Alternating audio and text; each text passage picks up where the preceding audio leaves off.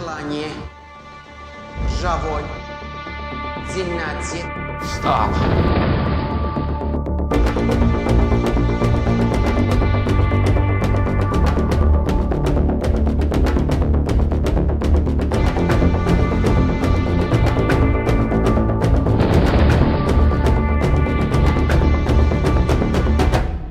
Я готов отвечать.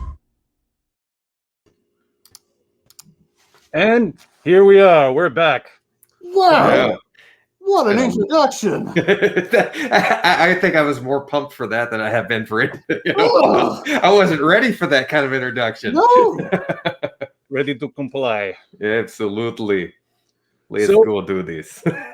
Everyone who's watching, all 5 of you, and hopefully people to watch in the future, welcome back to the Three Geek Senate. The senators are gathered again, finally. And it's nice to say in 2021, the Senate is in session. Absolutely. It's good We've got a words little to bit of hear. an upgrade, I see. Yeah. Feel professional. God. We get a website, then we get a whole intro. Yeah, this Took us almost a year, but yeah, we got it. Yeah. this is custom. Yeah. So I'm loving it. I'm digging it. Oh, this isn't working for me. Yeah. Sorry, I've had all my shots, so I'm good. Yeah, me too. Oh, oh. All right. Remove this. okay, so now that we've come on our thing, it's Yeah. Oh. Whew. like a de-soldierize. Yeah. Ah. Yeah, you're looking all cool over there with that. I just got my Vader on. Ooh. All right. So how you guys been? Yeah. It's been a while. We're not used to this, and there's a Yeah, ton no. of geek nerdery that we've missed over everything. And I gotta say, Robert, you've been keeping up the social media presences. So like half the time I find my news from our feed. So I'm like, Yeah. oh, That's like I'm glad I can contribute in some way. It's been a bit of a rough year. Just trying to keep up with things and why, what's going sometimes- on? Is there something going on in the world? Like, Nah. Well, I've heard about this thing. This is I a don't little know. event I've heard of. Yeah. Yeah, it's nothing to cough at, but I don't know. But yeah. But anyway, no, it's just trying to keep up with stuff, and like there's so many things that go on, and then just in a day, it's like I think everybody has to give themselves a break in the past year. It's like when you feel like I'm ready to engage in everything, and then you're just not. And then it just happens. So it's like the lulls and everything happens. I think it's everybody hit everybody. So we've got some people tuning in already. Jen, hey, Brian, Paul, and Robert. okay. Good to see you guys. All right. Jen and Katie Brinker. Nothing like a Three Geek Senate to bring Katie out of hiding. Yeah. Yes, we've got our 3 fans. Three fans. That's like one fan per One geek. fan. Yep. That's Yeah, it. hey. We'll take it. You figure, So over we've the period tripled of since time- last time then. Yeah, figure over the time, it's like, we've amassed and lost a following, and then sometimes people will check in and check back out. But, hopefully we can keep this momentum going. It's just the getting That once a back year up and momentum. running. Yeah, That's good. yeah. Get there. Hey, they got a thing going. No, not so much. Let me tune in. Last podcast 14 months ago. All right. Yeah. 14 months. Jeez. Fucking something else. God, yeah. And I'm guessing. I'm guessing. At No, let's see. No, Oh, I was the gonna one we say, no. posted. So the one, because I just uploaded everything to the website, and once Right. everything got switched over, so the last date was October the 2nd, 2018 was the last posted one, and then we reconvened last March shortly after Right. everything went south, and then then we fell silent. We got put back into the ice and put Yes. back into the chambers and locked away until we could figure out how to navigate through this world that we have been given. So, I mean, even though there's a lot of geek nerdery to catch up on, I feel like instead of trying to rewind and go back and catch up, Yeah. let's address the Winter Soldier in the room and just go straight into the Falcon and the Winter Soldier. Yeah. So you guys watched it yet? Oh yeah. Just- Watched it about 5 minutes ago. It's only one Yeah. episode, right? Yeah, Yeah, I saw absolutely. I'm on episode 2 now. It's pretty good. It's pretty good, especially the whole Wanda and Vision black and white Yes, stuff. I wasn't expecting them to be No, in. what the Maybe they're hell? doing some weird Yeah. marriage cosplay kind of role play Right? thing. It's crazy, crazy. Loving it. Oh my god, there's so much to talk about. Oh, Yeah. Problem is, it's like there's so much to talk about. It's like everything that's in the head, and then everything suddenly bottlenecks. yeah. And then you hit the. It's like a Nothing comes Geeknerdery out. kidney stone. It's just Yeah. all lodged in there, and it's Yeah, it is. And then plus, we haven't really hung out and seen each other in a while, so it's just like feeling the vibe, figuring it out. man. Got to get back into all the it. way out here. Yeah. Yeah. Well, yeah. So Your corner of the world. Anyway, so with the Falcon and the Winter Soldier taking off, how did you all feel about it coming into the series, knowing that we're going to be basically experiencing Captain America without Chris Evans at the helm, The Right. first being Captain episode, America? I mean, I got to tell you, I enjoyed WandaVision. It Mhm. was different, so I was enjoying different. Coming Yes. into Falcon and Winter Soldier, I felt like we would be having a more traditional Marvel experience. Like, all right, and that Yeah. first episode, action, humor, I loved it to death. I felt, you know what? I felt like a kid with all his action figures. I had all my toys, and I was getting to play with them in that first episode. I think it's shown really well. the first one, was it really that actiony? It started out with Falcon and that army guy chasing helicopters. He's flying through the mountains. That's He's right. At the very beginning. That's right. Yeah, because Falcon, he was in, and he had Red Wing, Yes. Red and Wing. sent him out. Yeah, so it was that whole helicopter sequence. Very, That's right. very. Because I mean, action-filled. the thing is, I mean, with all of them, like I always felt like it took a bit to sort of get into, but as you say, you're right. It started off action, and that's but then it trailed off again. And I found that, I mean, I don't know about you guys, but like with a lot of these series, like the beginning's really cool, and oh, sorry, I said series and not Siri, and then my phone activated. So they start off really cool and they end really cool, but the middle seems to drag sometimes. I don't know how you guys feel about that, but like there's sometimes it's just like there's a lot of padding.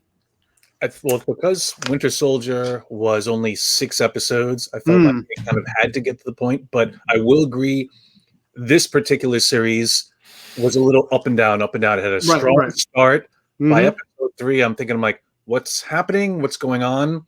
They established an antagonist, and it wasn't Zemo. It was Kari and these flag smashers. So we're like, all right, we're getting a new force to come. Right. Because that first episode, what it ended with the guy that was his Sam's military counterpart, I guess, and he was out there, and the flag smashers broke into the building, and he kind of got his face kicked in, and all of that went through. So you kind of get this introduction to this new villain. Right. The way that this felt, though, so you go from WandaVision, which we had mystic, magical, all of that stuff, and it's sorcery and everything with that, and it's like you go from that feel of a show to this, which kind of sits in the real world with a real tone, with real things going on in the world. It's almost like jumping into, I don't know if any of y'all watched Arrow when it was on TV, but that very in the world kind of dirty, gritty, heavier feel to the episodes. But I'm glad it didn't stay in that tone, because I tuned out of Arrow towards the end. I couldn't go through it. But like I started to struggle with the island flashbacks, the constant island flashbacks in Arrow. But with this, like, it very much, they knew that they had this window in time, like these 6 episodes that they had to kind of fill us in. But what the big thing is so you had this character, Sam Wilson, who is the Falcon, and at the end of Infinity War, he's handed this shield, and now he's basically given the mantle of Captain America. So, but he's a guy that's conflicted. He's a guy that you just had the snap that everybody came back after 5 years, and all of this stuff happens, and is trying to figure out your place in the world in that MCU universe. It was a good look at there was a definite reality check in that Mhm. Sam's recognized everywhere. Hey, you're the Falcon, and yet he can't get a loan. Right. Yeah, so Stark wasn't paying these guys? Yeah, No. that's the one thing. Is like, did they have a job? But they had the campus. They had the Right. Avengers In the campus to comics. stay on. In the comics, eventually the Avengers got like a stipend of I think like $1,000 per week or something. Like they did address it in the comics very briefly, but here in the MCU, it's just assumed okay, well, you save the world because it's the right thing to do when you have superpowers, so just go do it. Right.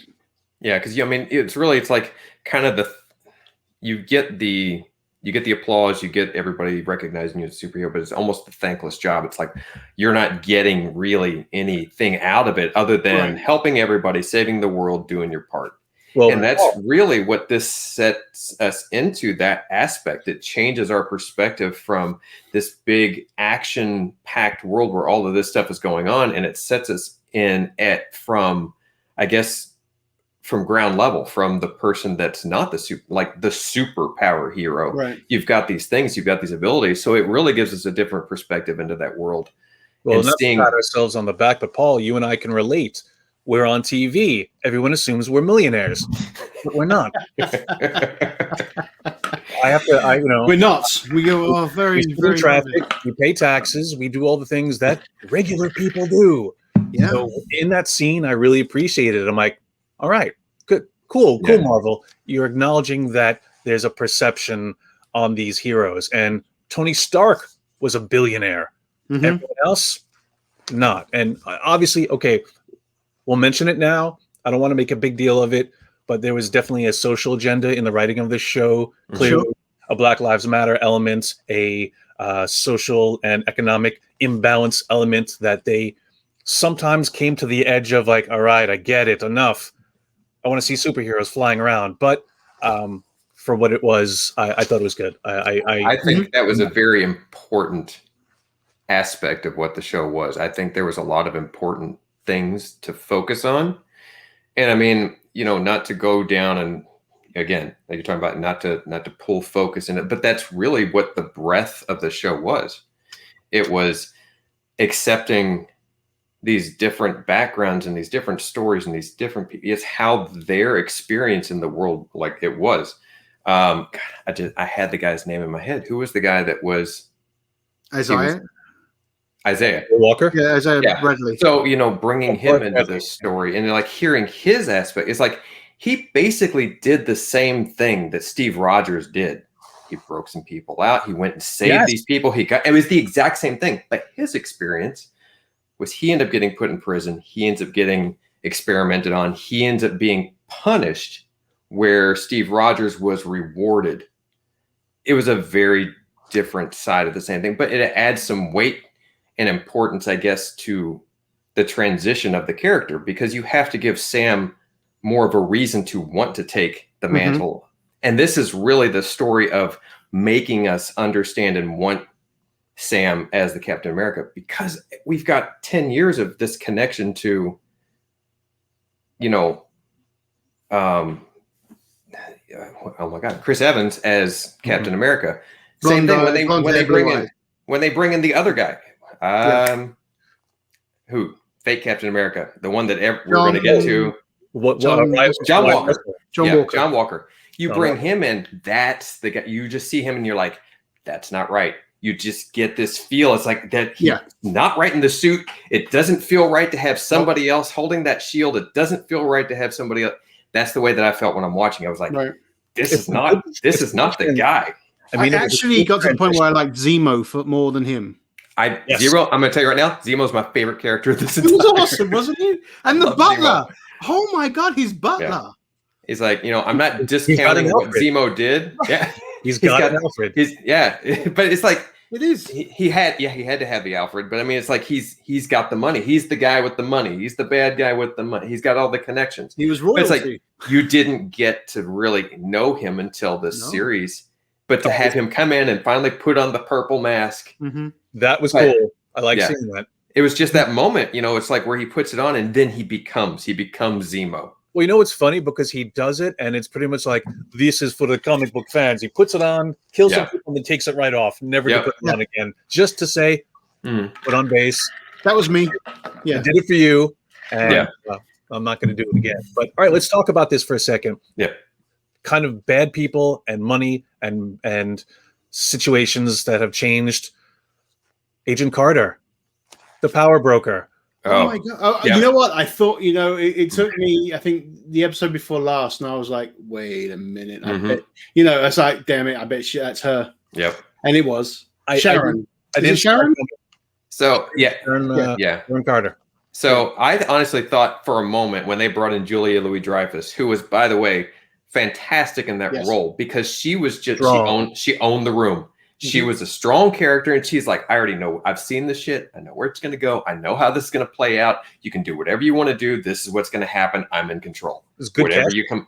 It was. And that was what that whole female power, whatever like that they tried to do with other movies, really worked with that. Like her character, it worked. You don't question it. You didn't at all.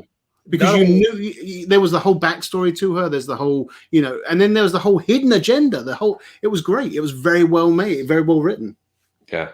That's another thing too. Like, all right, with Wyatt Russell playing John Walker, you want him to do well. You want him to at least, he can't replace Cap, but you want him to at least succeed him. But again, you read the comics, U.S. Agent is coming, so he will fail. And watching him do it was so uncomfortable. Oh, yeah. So cringy. Like, in a good way, like, you did your job as an actor very well. Like, everyone hates you, and you embodied it. But that's the thing. Even with, saying Wyatt Russell, by the way, did not realize until about 4 days ago when I read who his parents were? Didn't know. And I didn't put it together. I was like, look at that jawline. And then I saw it and I was like, mother. His jaw is usually covered by a big Lebowski beard.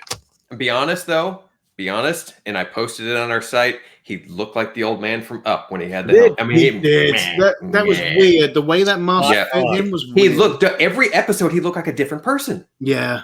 They kept doing different things with the angle on his face, and he kept looking like a different person, different ways. And then obviously he kept growing it out. He would grow out his stubble. I guess it was never a beard, but there was this stubble that was. It was just and again that was a whole part of him sort of falling apart. In his head, he couldn't grasp what was going on because he was doing what he was trained to do. He was the perfect, like they said, he was the perfect soldier. Yeah. Steve Rogers was a good man. That was the whole. Well, that was the thing. Tommy Lee Jones was saying at the very beginning when he was picking who was going to be doing this experiment. He said he's not a soldier. He's not. Right, and it's a shame too because I mean, before that, his John Walker's service record, and he just seems like, all right, this would be a perfect person to pick for this role, and he's got his sidekick, and it's funny because he shows up. It's like Battlestar, and you're like, who? It's both. And the Winter Soldier had the same reaction as probably the whole audience, like, oh, Battlestar, really? Yeah, they were kind of like our comments. They were us in that. Everybody's like, okay, sure. Yeah. Right. Way to go, Battlestar. I wish I'd seen more of the banter between, I felt like I was watching Lethal Weapon, in the original banter between the two of them. Yeah. We've got to work together. I'm too old for this shit. Yeah. Type energy. And, Winter Soldier was Riggs, just crazy, skilled, and dealing with... he was also too old for this shit. It was like he was Riggs and Murtaugh. Literally. Too old for this. The oldest in the whole place. But that's the thing, is like, you have to put yourself in that perspective of him. It's like when he's in a thing, you're looking at a guy that's like in his 90s, technically. He has nothing, nothing he connects to. He connects to a time and long ago. So he did... That's why he hung out with the old guy. He told that girl how old he was. Yes. That math is off. Honestly, the math is off because if he was in World War II serving for X amount of time with Steve, he'd be in his mid-90s. It's slightly off, but then again, we got people flying around in space and all this other stuff. So, but you also got to think this was also a 5-year jump. So what year are they actually in? Because this is 5 years after the snap, and he got snapped, so he's actually 5 years behind. Right. So it's like, where does that fall? Because he comes in at that age. So now you start getting some tricky math. So now it really is more like the comic books where the time is ambiguous, where we thought we were kind of like this year is what's going on. Now we're like, okay, it's 5 years from now, but now it gives you some time to kind of make things occur that may not have occurred. They did. 30 seconds. There was an article online that mentions something about why this kind of fixes the end of Endgame in the respect that when Steve Rogers comes back as an old man and he's like, okay, well, he passes on the shield. He doesn't really have any interaction with Bucky, and you're thinking like, well, that's weird. That's his friend from the beginning. Why didn't he do this? But apparently they must have gotten together off screen, planned this whole passing of the shield to Falcon, because he's like, yeah, go ahead. You know, he almost sends him, and even in this series, he says, well, when we planned, they planned this. Steve wanted this. This is what Steve wanted, which indicates that before he did come back to that little lake area they were at, there must have been an interaction between Steve and Bucky, and I would have liked to have seen that. Because exactly. It's like, so there's some other questions, because we did revisit the entire Infinity Saga up to before this, and it was nice to see it with now this new information and kind of see it in different light, because you go back and watch the original Captain America and things have some different weight and how they, like, just as it worked through the entire series. But then it's like, I just lost my train of thought. Never mind. And then done. That was it. And then done. And then the snap. Yep, did the snap, and then I lost it. Where the hell were we at with that? I had a point I was leading towards. I'm gonna just sit back. And it was good. I'm sure it was a good point. It was. Just like Han Solo didn't die. Well, technically he didn't, because they kind of brought him back in a way. Oh, but, come on. Hey, you know what? Okay, let's be honest. We're not gonna dive off into this one yet, but I'm gonna say, like, I'm waiting for him to find the way to go to the, what is it? The time in between time, the gateway from Star Wars Rebels, and kind of just rewrite the entire Star Wars saga after that. No, it's a real thing. If you watch Rebels, you'll know what it is, but it's a real thing. And they're talking about it possibly in Obi-Wan, because they're trying to make up this whole sudden aging of him in this very short period of time, where he like went from what Obi-Wan is to Alec Guinness. It's just some random stuff I've read recently, but they're talking about that whole time continuum that's inside the Force. Right. I don't know. Maybe he gets lost. He spends some other time, ages there, and then comes back. Who knows? Oh, it has an entire other family, another life, and then steps back into it. Exactly. Out in that hut in the Dune Sea has got to be boring. Oh, very boring. Drinking all that blue milk. No Netflix, no space. Hulu. Speaking of space Hulu, just to diverge off of Winter Soldier for a second, have you guys checked out Solar Opposites? No, is that the one by Justin Roiland? Yeah, we watched the first episode here, and I enjoy the Rick and Morty. Love the Rick and Morty.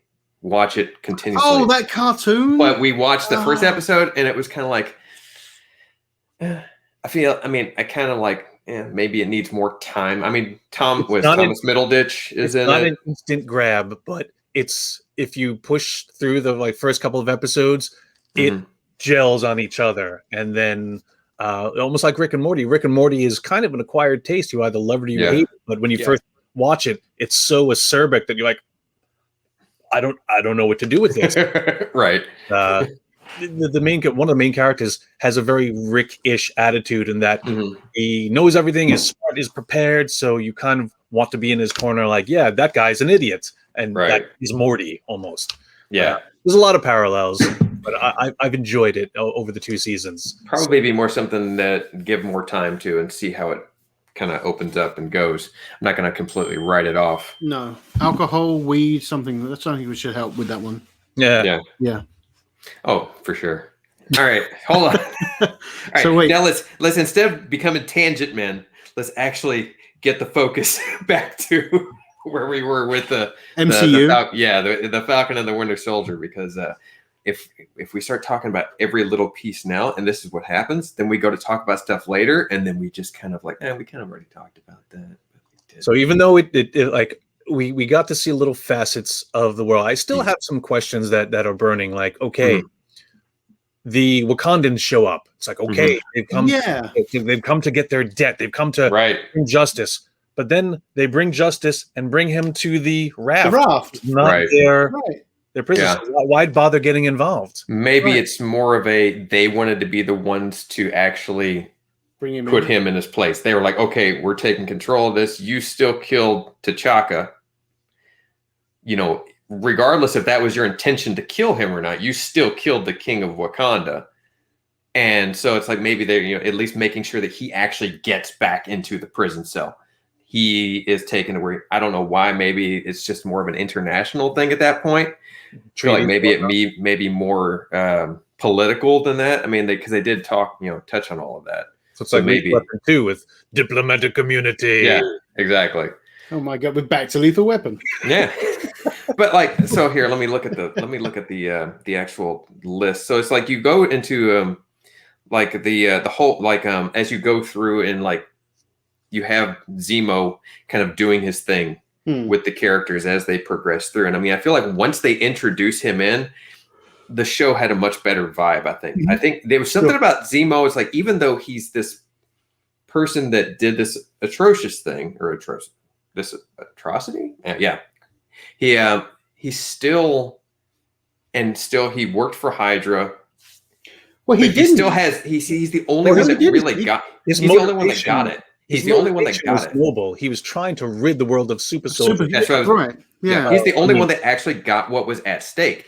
He didn't want more super soldiers. Sorry, Brian, what? I said Captain America being the exception, he felt that, all right, this unlimited power given to these people is just bad. And we saw it in those other Winter Soldiers that he got rid of in Civil War. We see it now with John Walker. It was implied that he took the serum and he's now unhinged.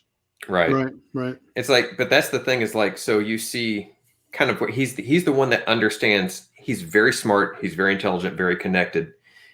And he's always kind of got this ulterior motive. Like when he went up to the little girl and he offered her the candy and he's like, these guys back here, they're bad men. Don't trust them. He was setting it up for himself to have control of the situation. Yeah. Just by offering candy. He already knew he needed to go to the kids. That's where he was going to get the information from. Well, he's worldly, and despite his being royalty or whatever political office he had, street smart, and he knows what's going on in these areas. What I don't understand is, why did he bother escaping just to wait for? It looks like. Hold on a second. Looks like we lost a connection. No. Has lost access to your Facebook. Okay. All right, we're back. Okay. I'm curious why he made the whole attempt at escaping only to just wait around where he knew he would be found, and he waited for Bucky to come get. Like, it's like, well, why bother? I gotta remember. We don't know what he did. We don't know what happened between the point when he did that and did that. I mean, obviously, we know that at some point he must have got back to his butler because they knew about the movement, the fact that they were arrested, and so him and his butler were already planning something. So there's something that has happened from the point he escaped to the point when he knew he waited. So from my point of view, I think that we're going to see more of that. We're going to see something unseen. Yeah. There's something that we've missed. And it's not been put out there, it's because how did he know that? How did the butler do this? And how did Zemo know that the butler was going to do this? And there's a lot of things that happened. So this is not a weakness in writing. This is Mighty Marvel setting up for the future. I think so. Okay. Yeah, because that you see, like when he gets out, like every move that he made, every action that he had, there was a purpose to it. Everything that he did, every interaction, there was a purpose. So it's like he had to, like you say, set up the thing with the butler, so he knows it's like, okay, he has communication with them. So, but between the time it's like that he breaks out and they go to search for the power broker, and they're in what's the trailers and all of the container facility where they find the scientists working on stuff. That whole time I'm just like, you're just waiting for him to just take off and leave him. Like that whole episode, every time something happened, you're just waiting. It's like, oh, there goes Zemo. He's gone. He's going to escape. Nope. He came back. Yeah. All right, he came back and helped out. This brings up another inconsistency, or again, maybe it's not an inconsistency. Maybe it's part of that long game plan. But why would Sharon Carter, who at the time we didn't know was the power broker, lead the heroes to her operation that went so poorly? What was her motivation? Why because did she do that? They would be able to lead her to the hand or the world, whatever it is, the flag smashers. Thank you. They would, because that's they she can't go back into the US, but now she will, because they're going to bring her in and they're going to vouch for her and get her that pardon that they got. And that's where that led to, and obviously, I guess, again, long game, I thought she knew what she was doing. But just in the very immediate, like the now, if she had this scientist ferreted away developing super soldier serum, she just messed up her whole, like, it was almost like, all right, she did this. She messed up. She led the guys to them. Zemo, he's the wild card. She knew that Falcon and Winter Soldier wouldn't probably kill him, but Zemo in the mix, yeah, there goes half her operation. There goes half of whatever she was trying to do. I don't know. Zemo is still, I think at that point, Zemo's still somewhat unpredictable. So I don't know whether she planned that or not. Also, the Doctor, I feel like he was sort of redundant at that time. He had no more serum. I don't know if he had any real means to make any more there or whatnot, but who do you think she's talking to at the very end, the last cutscene? Who was she on the phone with? I would honestly say that it's probably just her people. Yeah, it's got to be, because she was actually more in control of the situations than what we thought she was. Right. And had some conversation about her part as the because we talked about her. I mentioned her, stepped away from it for a second, but I will say I very conflicted with her being the power broker. It's a good choice. But I feel like her lineage is one of those ones they're supposed to stay pure. They're supposed to stay good. They're the ones that are the anchor in the good in the MCU. But as I've thought about it more and discussed it more, that's what's good about it. Because now you have this person that has broken from the norm, the path, and now she has all of these connections. She's come back. What's the reason for her to do what she did? She did everything she did. So now she has alliances that that have her back. They've called her in. She has delivered on her helping out. Yeah. Now she can call in a favor on them when she needs it without everybody knowing. Now she's going to have full access to the government. She's been pardoned. She can come back. I think the game that she had played was to get her in a more powerful position. I think she's playing chess very well. She got an upgrade. She definitely... She did what she had to do. And once she had this door with, okay, now the Winter Soldier, Bucky and Sam, they have both called on her. Now she's like, okay, how do I play this? How do I spin this into my favor? Did she know that she was going to get pardoned in the long run? Maybe not, but she had a good idea that if she contributed and made her face known to people that she was helping again, that they would actually bring her in. Yes. And allow her that second chance. Yeah. I agree. I think it was good. So we've got the character of Sharon Carter, who regrettably springing from Agent Carter, that's good. Shield. Grew old with Steve Rogers. Sad that she's turning out this way, but her character developed.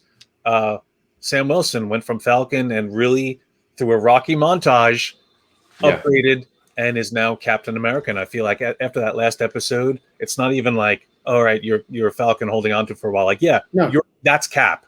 Yes. We accepted him, and he is. But that's why they had to have that. I feel like in the arc of all the characters, and even Zemo in prison feels like he's there because he wants to be there and he's developing his agenda. Yeah. But now we have Winter Soldier. Sure, he's crossed off all the names in his book, but I feel like he's lost. I feel like, all right, you can't go back to Wakanda. You're not the Winter Soldier anymore. You're not going to be Captain America's sidekick. So what's left for James Bucky Buchanan Barnes? Yeah, and that's a tough thing. It's like, but watching his story, it's like now you try and figure out who he is. You start the season, the series, with him being this broken, very hardened individual. He's trying to sort through everything that he's done. He's trying to make amends with everybody. He's got a staring problem. Yeah, he does have a staring problem. Yep. He's doing that staring thing again. Are you all having a staring contest? No. Yeah, exactly. But so, I mean, you see this guy, he's gone from broken, and he makes a good progress throughout the series. But it's like he's crossing off the names. He's trying to make amends, but he has to he's becoming a better person. He's making his transition to the hero state, not this. He's transitioning? Is he going to have to pick new pronouns? Absolutely. I mean, it's an important thing. Is the spring soldier now? This is spring soldier. Yes, he's blossoming. He's blossoming. He's a spring soldier. Yes, Although, he's coming to be his own. Although there is the whole thing about why he was pissed at Sam for getting rid of the shield, because if you're not the one, then I'm not who I. His identity was tied to that. Right, now that Sam has accepted it, now that Sam is a Captain America, now he is, Bucky. He is, maybe that's just a thing for him. Like having Sam become Captain America is closure for him. Yeah. I love the end card at the end of the series where it comes up and it says Falcon and the Winter Soldier, but then it says replaced by Captain America. Yeah. Mike, all right. I didn't notice that. I didn't know. I didn't. But yeah, that's the thing. It's like you had to have the season to get to that point to get us to go. Yes, he is Captain America. Mm-hmm. After that speech he had with the senator and the other people, you're just like, okay, this dude is Captain America. He's a good man. He's a good, and he's his good purpose. Man. Yes, and one day we'll be able to lift Mjolnir. Maybe. Yeah, I don't know about that. I don't know about maybe Stormbreaker. Come on, guys. But I don't know if he's going to get there. But I mean, this is the thing. It's like it's very. It was very good story building. It's giving him purpose. It's showing that he is worthy of donning the mantle of Captain America, regardless of what people thought. And his struggle is getting through the story. It's like, but it's getting everybody to see him and go, okay, next time we see him is going to be in a movie. If they just went out and dropped him in a movie and said, you're Captain America, people would have had the same reaction to him as they would have to Walker. Yeah, to Walker. Because they would have been like, that's not right. You had to show progression. You had to show the progression. It was less about the Winter Soldier, to be quite honest. The Winter Soldier, really, his character was there for muscle, and there was a little arc, but the whole thing was really about Falcon. It was an ascension. This series is pretty much a prequel to Captain America 4. Yep, which they've already they announced the other day that it's in happening. I'm happy to hear it. I'm like, oh, cool. I want to see Anthony Mackie get his due in a lead role. Yeah. I will say though, even though the costume is pretty much faithful to the comic, it is very. I don't like that bit. I don't like the headgear. No, maybe they'll change it. Maybe they'll transition. So. That was amazing. I loved the chest, the jacket, everything. I thought pants are always such a hard part. As someone who makes costumes, pants are the worst. You can have the coolest top and it just emphasis, but pants are so difficult to actually get right. And even his looked a bit odd every now and again. You got this strange angle on it, and it just looks weird. But the costume looks amazing. The red glasses, I love those. The flight glasses and stuff. Yeah, but that white collar that came up to the ears it's reminiscent of 90s Batman, where it looks like, can you turn your head in that thing? Right. I mean, it's for someone who is in the air, who has to see all around them constantly. That is not practical. They may as we see it more, they may transition away from that. I think that was more, that whole design and aesthetic was definitely a nod to the comic books. I saw that and I was like, that's him from the comics. That's straight up the comics right there. Given that they did such a good job. A few scenes with it, it was okay to be like, all right, guys, this is what you're familiar with. When you see him in Cap 4, there'll be a new design. Sure, they do that with every movie anyway. So let's fingers crossed on that one. I love the whole the wings stuff though. Now again, it's one of those things where you're like, how do you learn to do all that very quickly with that brand new stuff? But where he stabs them into the ground and then he holds the shield up. I was like, that's amazing. But it's almost like I was gonna say it's more like it's actually attuned to him, like what he thinks the wings do. So it's like they are more. Maybe there's some sort of connection, like a head neural module. connection. Yep, why he needs. That would make sense. A neural link. It's Wakanda, you know. And they're taking place of the Stark tech now. Yes, they are that's where the tech is going to come from. When everything leans into, okay, we need this, we need that, it's going to go to Wakanda now, because they have all the tech, and they have the sister. What's her name? I can't remember her name, but yeah, the genius. Yeah, absolutely. And most of that comes from Shuri. So Shuri, thank you. That's it. Yeah, yeah. Like Siri, like your phone. Yes. My phone again. Like, we know Black Panther 2 is coming out. Do we know anything about what's gonna like? I haven't seen it. They've said Ryan Coogler. He was. I've read a couple of articles and stuff like that he's talked about. And Coogler is talking about how they're not going to recast T'Challa. So does that mean that Shuri? Because Shuri, at some point, she has been Black Panther, I think, in the comic books. I'm not 100% for sure. I didn't follow it faithfully. It's just different things that I've read, that she had taken up the mantle, which would be cool. I loved her character in those movies. Sure. Yeah. Great character. It's like, are they, because she is next in the royalty line, she is the next one to take that place, I guess. But no, because the whole thing, they have to fight for it, right? I mean, that they had to lose their powers. Yeah. So in order to become the Black Panther, they have to drink that drink and lose any of that. Now, is that serum? Is that to become the Black Panther, or to become king, which then also comes with the Black Panther? I think it comes with the mantle. It's tied together. Yeah, I think so too. So I've heard a rumor that Killmonger might come back and take on that role, but as a good guy now, as far as sort of he's seen the errors of his ways. I don't know, but it would be good to have Shuri as well. It's like from Creed to Black Panther. All right. I'm just very. He was so much that character, and when he passed away, that was gut wrenching. To see that, we're all going through this thing, and then. But that's the thing. I had no idea he had cancer. Nobody did. No, nobody did. No one did. When he was filming, and I thought he got hit with COVID. He had it when he was filming the first Black Panther movie, and nobody knew. No, he kept it. Well, one person knew. He was saying that the director knew or something. Just in case something happened. Honestly, what I read, he thought he was going to make it back. Yes. He thought he was going to actually make it to the second movie. He was convinced that he was going to beat the cancer, and and I really wish that he would have been able to. I mean, it's just, but who knows? I mean, I haven't seen anything about it. I hope they address it, because I mean, his absence, they can't just go, oh well, he's gone. Oh well, he's off on a mission, just like in Hulk. No, they're going to have to kill him off in the movie too. It's going to have to funeral. There's going to have to be a big transition. It's the same thing with Leia, wasn't it? Really. Carrie Fisher, how were they going to do it? Same thing with Paul Walker. There's the Paul Walker thing. Carrie Fisher, Chadwick. So if they do not recast and they don't use CGI, but they can still use CGI footage. I'm saying, but I think not as a main. Right. Well, and I don't. He's in a mask. I don't.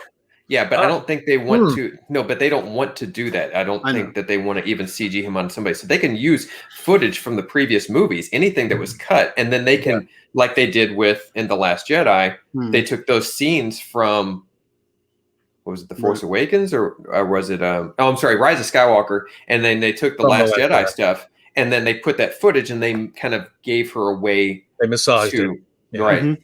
Instead of just going, okay, we're just going to start the movie, or they can start the movie with him, with a funeral, and this happened, and then flashback or something. Yeah, you can always know it. You guys know it now. You see it. All right, move on. Right, that's what we have to do. Now.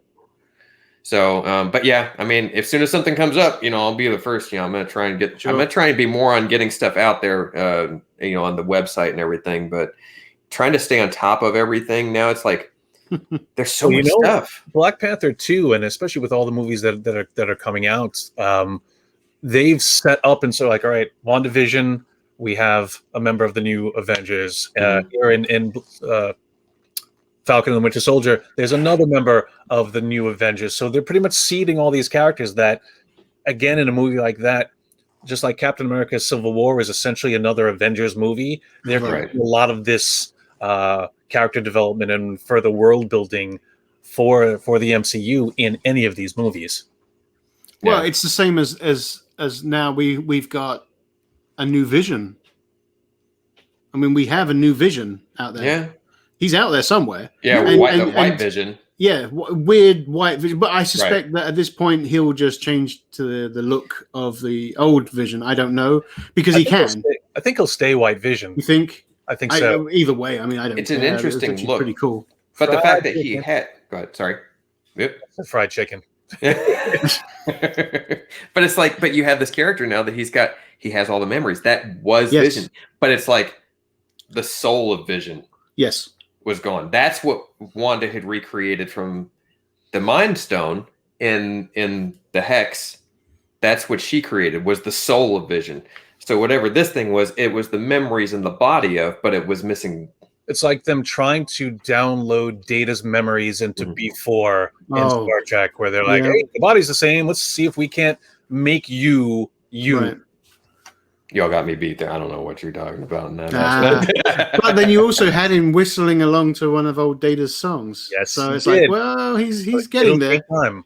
Yeah. I see it the same way. Like this Vision will enter a kind of a Spock after he got rejacked into a body. Right. So he's going to be relearning things. Yeah, after Genesis. Yeah. Yeah. Yeah. I don't know. But Paul, how I feel when you talk about Star Wars. Paul Bettany says that he will play Vision forever. He's like, yes. Anytime you want me, call me. I'm like, he loves the character. But every time I see him, I think of Geoffrey Chaucer from A Knight's Tale because I think he was fantastic in that part, and I've seen that movie multiple times for that reason. For him, we walk in the garden of his opulence. Didn't he? I think he did something in this, and he said something. It was a line very similar to Chaucer. Oh, really? Yeah, it was. And I was like, that's what he did when he was Chaucer. And I can't recall what it was, but I remember having that moment watching the show, and I was like, that was Chaucer. But funny, we'll have to come back and I may or may not have told you guys this. Back when I worked in advertising in the early 2000s, the agency was on 22nd Street in the city. Mm-hmm. There was a fitness center, a gym on the corner that.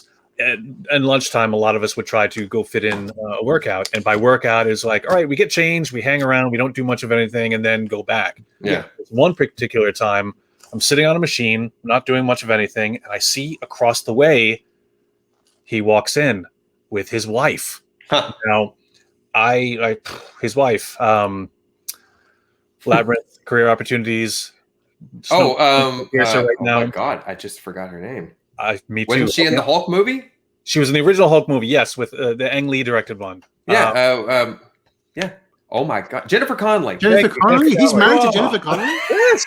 From the Snowpiercer. Yes.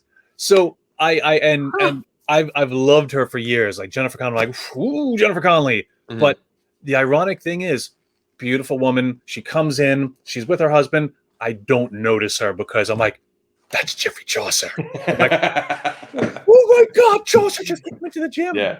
And it was one of those things where like I don't know what their deal was, what kind of plan they had worked out, but at one point, Jennifer Connelly comes and sits next to me on a machine, and she looks at me, and she's got these crystal blue eyes, and she stares at me, and we kind of share a little moment, but because she's so porcelain, with her husband, I see. Oh, well, the husband wasn't there. I don't know where he was, and honestly, I was like, I was fanboying in that moment. Like, where's Chaucer? But I don't know what her intent was. I don't know what she was thinking. It was either it was a mix of you look familiar and what the fuck are you doing next to me in my machine? Even though she was the one who came to sit next to me. Right.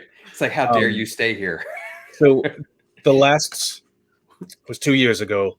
The very last New York Comic-Con that everyone was able to share, I got to interview the cast of Snowpiercer for FanFest News. Right. And I'm sitting there. She comes and sits on it. So there's a lot of puns and different things going on with the rest of the cast. Like I got to talk to Sting's daughter, who's also on Snowpiercer. And I didn't mean to, but I said, hey, did you bring any personal experience in your life, anything that you've done, and integrate into your character? Like, okay, in the show, you're law enforcement. Is there anything in your life that can match up with that? Her father's in the police. I didn't mean it. But yeah, exactly. What Paul's doing now. Once it came out of my mouth, I'm like, no. Yeah. And Jennifer Connelly sat down. All I could think of was, hey, remember that moment. Yeah. Remember that? Remember that time? When we kind of shared. We had a moment. You don't remember that awkward moment that? Where's your husband right now? Yeah. Oh yeah, that was actually. So that was something which Sonia and I have been like trying to find stuff like that we can sit and watch. And Snowpiercer was one of those things. Now we hadn't seen season 1. Okay. But I saw something on TV, and it was like an advert say that season 2 was coming out at the end of 2 months from now, or whatever it was. So I was like, oh, actually that looks pretty cool. So what we actually did, we watched the movie initially. The movie takes place after the show. Yeah, that would make sense. That would chronologically. Okay, that would make sense. But I mean, to be fair, we just sort of neglected to even think about that. It would make sense because we saw them taking off on this one. So, but yeah, the whole, we knew what was in those gel packs they were eating at that point. It was like, But so we watched season 1, and then we watched season 2 as it was progressing, and we really enjoyed that. That was actually, and it's nice to find shows that we can both sit and watch and make Wednesday nights. Does it remind you of the Battlestar reboot? I never watched the reboot. I saw a few episodes. I know I'm horrible to be for. Well, I recommend it, and that's I probably we've had this conversation before where I didn't want to like the show because you recast Starbuck as a woman. You recast and it was very much right. It felt like a PC thing. Right. And I wanted to hate it, but the writing was so good. Right. It made me a fan. It pulled me in. Right. No, I mean, and that's. I mean, I just never really got round to it. That's one of those things. It's like there's so many things I just have not got round to. So with Snowpiercer, I'm waiting for Sean Bean. I'm like, all right, it's Sean Bean. Yeah. When's he going to die? Yeah, that's. I mean, he dies in everything, so he's going to die. And Winter was there. It wasn't even coming at this point. No. Winter was already there. Winter is coming. Oh, it's here. But the point of it, actually, I think it was Winter was going. Actually, Winter seems to be leaving. Yeah, hopefully. I mean, Spring is coming. I'm gonna have to watch this show because you never seen Snowpiercer? I've seen the movie, but it's been a while ago, and then and I don't really remember all of it. I was watching. No, it was Chris Evans. I do remember that. Yeah, but I was watching TV, and there's I think it's a DoorDash commercial with the Sesame Street guys, and then I was I recognize that guy from something. I could not place him at all. And then my kid's really into that Hamilton on the Disney Plus, so she watches that all the time, and it hit me then the other day. I was like, wait, he's from that as well. Oh, he's in like, he's actually 2 characters in. I know Hamilton. who you're talking about, but I know him from The Unbreakable Kimmy Schmidt on Netflix. Never watched it. I couldn't. I watched the first episode. I was like, this is horrible. I can't do it. It was Tina Fey. I like 30 Rock. I love 30 Rock. We went through, we rewatched the entire 30 Rock again. It was on Amazon. Loved revisiting that. And then Kimmy Schmidt is different. And I had a hard time with as it got later on in the season, but I remember that him as a character in that show. Right. Steve Diggs, I knew from Blind Spotting, the movie, which I found out had nothing to do with Train Spotting, but I was like, all right, I'll give it a watch. He's in Train Spotting? He's not. He's in Blind Spotting. Oh. You spotted something. Well, how would you know if you've seen it? Over there. Different kind of spotting. Yeah, okay. That guy's blind. Yeah. Oh, that guy's blind. He's got a dog and a stick. So, yeah. It doesn't seem like a movie I'd watch, I'll be honest. I'm trying to figure out how the hell we got here in the first place. Train Spotting is also not about train spotting. So no, there's only one scene in the 2 movies that they're even in a train yard. So I guess they kind of foot on base. Yeah. So, and that was my introduction to Ewan McGregor as well. Yes, mine too. Yep. Right. Never seen that movie. Going through that toilet. Oh, yeah, the toilet scene. Oh, that was something. Yes. Can't wait to not watch that part. Yeah, it's yeah. Oh, the thing is, it's probably kind of dated some now anyway. Because I mean, I was in my teens with that one, so it's probably 25 years old. I saw it. I feel like last year I saw the two of them again, and I think there's a sequel. They did a sequel. Yeah, they did two of them. There's three. No, there's two. There's two. No, there's two movies. There's right. I was gonna say, wait, there's a third, and then yes. T2. Right. I never saw T2. It wasn't. Well, you know what? It was nostalgia. It wasn't bad. Right. If you like the original, it's just good to see those characters again. Right. It won't change your life. Robert Carlyle was in it as well. Yes, wasn't he was. He? Yep. So there's some good moments, and makes you want to watch the original again. But that's a movie that it's tough to get through because it's so gritty. Yeah, I mean, it was one that at that time it was very edgy. Choose very edgy. Choose life. Choose a career. Choose a 3 Geek Senate. Yes. Choose StreamYard. Choose Paul. I always choose that. Choose us all. Collect us all. Yeah. Choose a fucking big television. Sure. Why not? An internet package. Yeah. Trainspotting. That's on the list for Rob. Rob's gonna have one of them the Captain America book, Trainspotting. Actually, oddly enough, I had a point I wrote down in here earlier, and I want to cross it off. I literally do right here, and I wanted to cross it. What the line actually is, and this is gonna take a hard turn back into the conversation we were in before this. But oddly enough, you said that. It's just funny that it brought me back to that. So one of the things with Zemo and the thing that we're talking about, and I'm only bringing this up because I literally wrote it down, where Bucky's crossing off names in his list, Zemo did what he did so he could cross Bucky off of his list because he wronged him by doing what he did to him. Because he goes in there and he marks his name off. So it's like he's marking himself off of that because he made amends with him.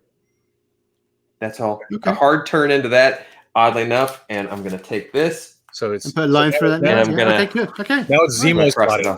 You just Zemo spotting here now. Yeah. Zemo spot. Yeah. Anyway, he's spotting. Yeah. Anyhow, I think we've. So what other shows have we watched? There was another one. Obviously, the whole WandaVision. That for me. So the first 2 episodes were a little rough to get through. I'll be honest. Like I loved Bewitched. I grew up watching Bewitched all the time. I loved it.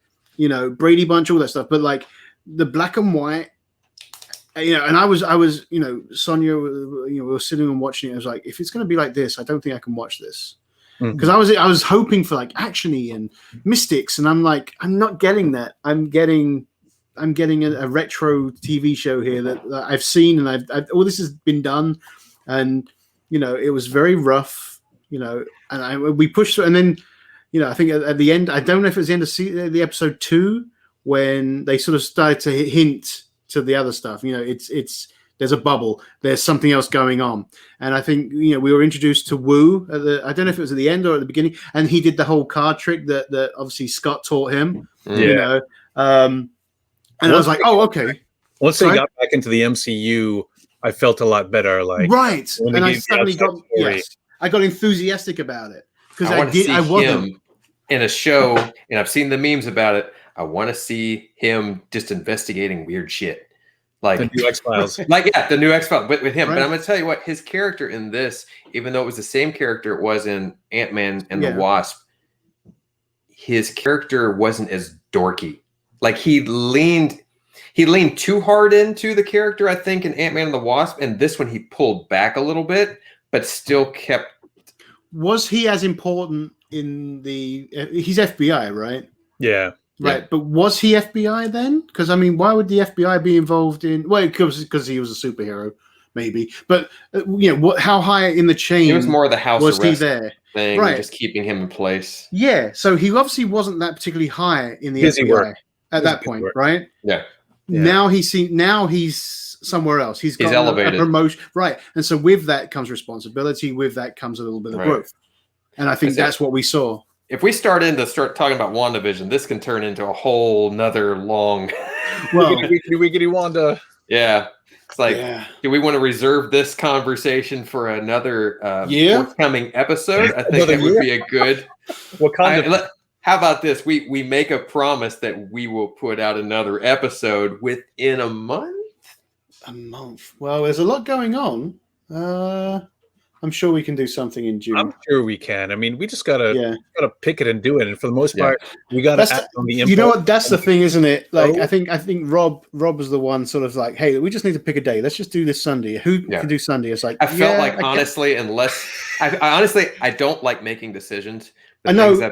I figured out in the past year, I have to take control of certain situations when it's not going the way that it needs to go. Right. So it's like, okay, nobody's.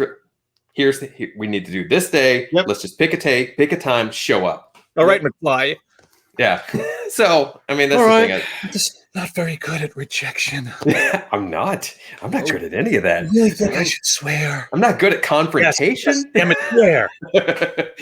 Yeah, exactly. Use the swear in the swear. Yes, damn it, swear. Yeah.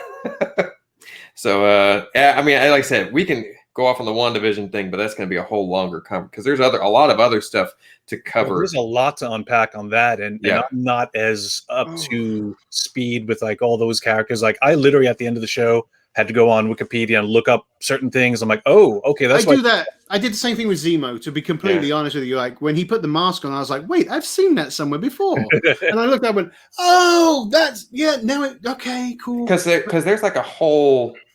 Like I think where Agatha is the mother of this character called Nicholas Scratch, and Nicholas Scratch is the villain of the Fantastic Four, and everybody thought the Fantastic Four was going to be bleeding off of this in some way and pulling into it, but oddly this ties into Doctor Strange and the Multiverse of Madness, which this is going to lead into. So it's just then there's Ralph. Let's just put it this way. Wasn't the investigation of the town because something was going on or somebody was there originally beforehand? I think that he may be from one of the other, since we're now getting ready to actually dive into the multiverse. Right. I'd like to think so. I'd like to think that he is still multiverse. Didn't he just have the necklace just to be controlled? It didn't give him the powers though. That's what I was wondering. Anyway. But the thing is, I mean, the house, the area, I don't think, because that was Vision bought that house. Oh, and here we go back to Lethal Weapon. The house that was in WandaVision, their neighbor, that was the Murtaugh's house. Really? Movies. Wow. Did not know that. Yeah. I think that's a good. And that was, I mean, it did look like the actual set from the Brady Bunch as well. They did so, the staircase was the same, and then the same with, in fact, even Bewitched. Like the way very well done. It was very, very well done. You know, and I loved those movies. I loved, like I said, the Brady Bunch, and then when it went to like Family Ties and Malcolm in the Middle, I was like, this is great. I didn't get the whole Lucy thing. Apparently, the first one was I Love Lucy. One of the episodes or something, they brought Dick Van Dyke in as a producer because he was tied to it, but he had no idea what the MCU was. He had no idea what Marvel, but they needed him to kind of shoot it right. Yeah. So. They actually did go to the source, and that's cool. That's very cool. Great thing about, and again, we're falling into it, but the great thing about that Family Ties episode was that it was a special guest in Family Ties. That special guest was alcoholic Tom Hanks. Yes, he was. That was a weird episode. Yeah, that was a weird episode. That. Yeah, he was like celebrates everything with a beer, and then they run out of beers, and then he has Alex drive him, or he wants Alex to drive him. And he hits him. It's like, whoa, this is awkward. Before, like, we really were used to awkward on TV. Yeah, it was one of those deep episodes. They did that with Family Ties a few times. Very special episode of Family Ties. Oh God, the very special episode. Jesus Christ. Anyway, real quick, we're talking about this to go ahead and jump forward looking. Loki. Oh. I've made it a point, and I did this with Falcon and Winter Soldier. I have not been watching trailers because I don't want to be like, I've seen this scene, I've seen this scene, I've seen this. So Loki, I made an effort to not watch the trailer, so I know nothing other than Owen Wilson's in it. Right. Yeah, I've seen Owen Wilson. Is he really? Yeah, he's one. He's if you watch the trailer, he's in. No. Watch the trailer. It really doesn't tell you anything. You just got a lot of flashes. Oh, wait, I have seen the trailer. I have seen the trailer. He's standing in the trailer. He's an older Owen Wilson, but it's Owen Wilson. He plays Groot. It's like when I was messaging you over message and you hadn't seen the last episode. I'm like, oh Groot and the Winter Soldier. I haven't seen it yet. Sure, why not? Yeah. Oh my god. And we still have Mandalorian to talk about. Yeah, like I said, I mean, there is a plethora of material for us to come back and talk about. We just have to. We have to call. Hey, nice. Yeah, the whole Boba Fett. And, right there. Got the Vader right there, and Look the Force. And then I have this one. Hold on. You talk about Boba Fett right here on my right. Boba Fett. Boba Fett coming out of the Sarlacc pit. I like that. I do like got that. The Han Solo one of that collection. Do you? Yeah. I've got that. I've got a General Grievous over here. I've got a Luke Skywalker on Hoth, and then I've got a Clone Trooper as well. Well, I have the only thing I got Star Wars right now is this guy down here. Oh, breaking out ships. Hold on just a second. Be right back. I don't have any ships. Oh, he's gonna go get his slave one. Here we go. Oh yes, he got Slave One. Yes, he did. Forgot about that. Yeah. All right. This was an important thing. I got this for my birthday from my fiance.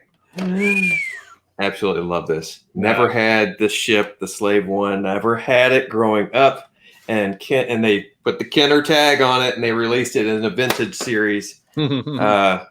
Fantastic piece. Did it come with the Carbonite Han Solo? Yep, it did. I'm trying to remember where I've got it at now. Hold on. It's got some you never Sonic, knew where to put it.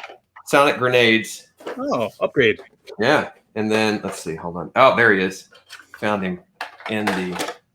It was the most awkward toy to play with because when I had it in the 80s and like it isn't. Which way does it go? Well, yeah. Let's see.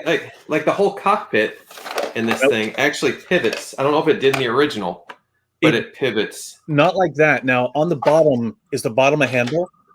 It is not. So the bottom is like this. This drops down. Was a handle and like literally it's almost like an upside down iron. So the side wings, those did roll with gravity. So there's a little trigger on it that you can keep them locked into place. Yeah, because these would rotate. That drops. This opens up as like a whole cargo on the side. But there's a nifty stand that sits in here, so you can actually display it. That's flying like this. I love that they're doing that there. The whole, because I mean, they are toys. Let's be honest. They but they're making it so we can display them because we have adult money now. Correct. They know. They realize the adults are playing with the toys. And that's why that link I sent you to the new Optimus Prime self-transforming costs adult money. He just stands there waiting as well. It's like he's rocking back. Yeah, he's like he's breathing. He actually It's but now the one beef I have with that is the fact that they're like convert. I know. Really, your change word isn't transform. Well, it is. No, I've heard somebody else say transform and it worked. I saw a different thing because that was Kevin Smith's one, right? Yeah, Kevin Smith and Jason Mewes. I saw. I don't know. This woman was interviewing. She was reviewing the thing, and she said transform, and it transformed. I assumed there was a legality. I was like, oh, there must be something that they couldn't use the word for some reason. I'm wondering if there's something that they couldn't do it or something. But again, the price tag is what kind of upset me. They were doing it for Hasbro Pulse. If you want to find out anything like the toys that are really doing well, right? Hasbro Pulse is the one to look at for that stuff. Right. Because they're releasing the Eye of Agamotto, the whole thing that opens up, and then you have the time stone inside. Well, we got to get you on that costume. Yeah, I know. I gotta. Before this goes from here being gray to all up here being gray, and then that's too much to deal with. Get that goatee back. Yeah, I gotta grow up. Anyway. Yeah. Oh, right, so we're gonna put a pin in this. Everybody who's been watching for the couple of people who have been just sitting by waiting for us to return, and now that we're back, they're like, "Oh, that's right. That's why. That's what that is. We don't do this." The build-up is way better than the show. Yeah, I still love that intro, man. Makes me feel amazing. I loved it. I can't wait for the next one. Should we roll that beautiful bean footage one more time? Yeah, absolutely. Oh yes, and it's been a pleasure, gentlemen. Yeah, thanks for everybody for a little something like this. Pow. Look at you and your fangled toys. This is new. Yeah. This looks professional. Yeah. I feel like an adult.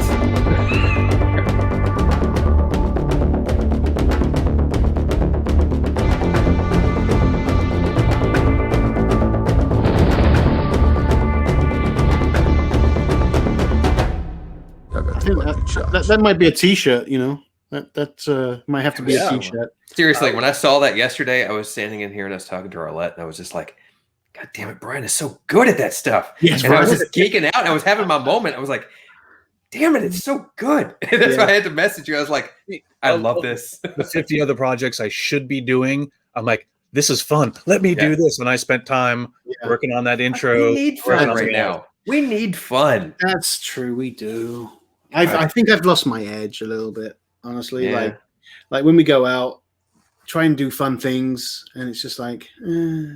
I'll be honest. Like earlier today, we went to this Huber's farm, just to kind of hang out. Normally, we go during Halloween to go pumpkin picking. We go out there, we go to the fields, we get the pumpkins and everything, and get like all the breads, and they make pumpkin ice cream. Went out there today, and fully vaccinated and everything. I'm trying to get back out. And I deal with the public all day, but it's on my terms. Like I can keep my distance, but being out in the world where it's kind of like I'm still trying to get the feel of it.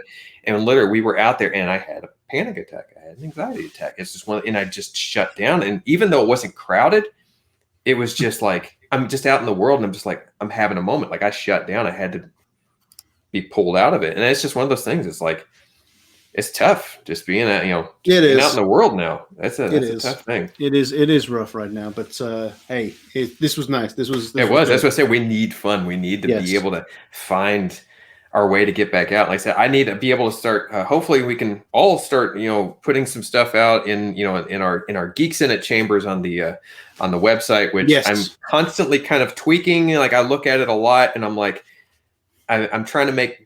Do I need to make a new homepage where everything is like on there? But I'll have to take a look because I wrote those couple things from my chambers, and then I kind of never came back. So and that's the thing. It's like I'm trying to get the news out there, and it's like I'm trying to engage and stuff. Sometimes you've been very good. I'll do it on the fly. Like I'll pull up the app. Sometimes while I'm at work on a break, I'll throw something together, put a video in there. If anybody, just drop in, check it out, drop us a line. You can get us, comment on suggestions. You can comment on the post at the bottom of it. I've set it up. You can actually comment in each one of the posts. Let us know what you think of it. Reach out. We want to open this up to have a conversation with everybody. We want to absolutely 3geeksenate.com. Check it out. We'll be getting more stuff on there. That way. Yeah. And then there's this. We'll be getting more stuff on there as time comes. This is so weird. That way. Things that you want to see, news. Let us know, and we'll add to it. Yeah. But yeah, absolutely. Get back on that for sure. We need new content. So also, guys, remember, June, end of June. End of June. I'm gonna most likely be in your area, so we need to let me know. It's like as soon as you kind of have a roundabout, because that's I need at least a couple of weeks to try and get off of work so I can maneuver. I'm not getting off, dude. I don't care how close we are. It's like I'm gonna be there. I just want to make sure that I'm gonna make it the easiest possible way to make that happen. I've got the date, so I'll forward those to you. Okay. There's work we need to do, but then there's also fun that needs to be had. Yes. Yes, there down is. For all of that. We're overdue. Yeah. All right, guys. So for the Three Geek Senate, I am Brian J. Cano. I am Paul Bradford. I'm Robert Bukszar. And we'll see you guys next time on the Senate room floor. Good night, everybody. Good night.